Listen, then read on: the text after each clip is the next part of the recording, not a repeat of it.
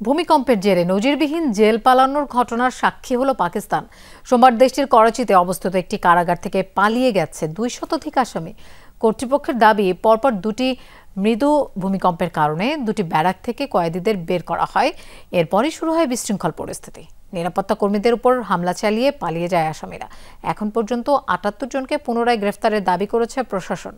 রোজকার সাধারণ খাবার এখন হবে অসাধারণ। প্রাণ স্বাদের মশলা, স্বাদ বাড়ায়, ঘ্রাণ ছড়ায়। সোমবার পরপর দুটি মৃদু ভূমিকম্পে কেঁপে ওঠে পাকিস্তানের করাচি।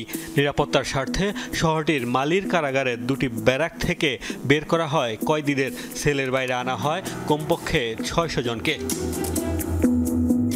একসাথে এত আসামিকে সেলের বাইরে আনায় তৈরি হয় বিশৃঙ্খল পরিস্থিতি। হামলা ভাঙচুর শুরু করে কয়েদিরা। এরপর কারাগারের প্রধান ফটক দিয়ে পালিয়ে যায় একে একে 200 আসামি। বন্দীরা সংখ্যায় বেশি হওয়ায় পরিস্থিতি সামলাতে ব্যর্থ হয় নিরাপত্তা বাহিনী। এ ঘটনায় প্রাণ গেছে এক বন্দীর, আর আহত হয়েছে নিরাপত্তা বাহিনীর বেশ কয়েকজন সদস্য।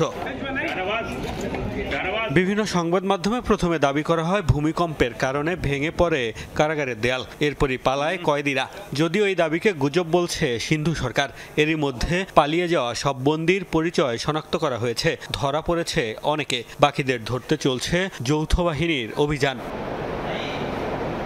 সাম্প্রতিক ইতিহাসে পাকিস্তানের সবচেয়ে বড় জেল পালানোর ঘটনা এটি। প্রাথমিকভাবে দায়িত্বরতদের গাফিলতি থাকতে পারে বলে ধারণা স্থানীয় প্রশাসনের।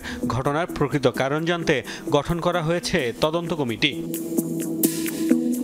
ঘটনার সময় করাচির কারাগারটিতে মোট 6000-এর বেশি কারাবন্দী ছিল।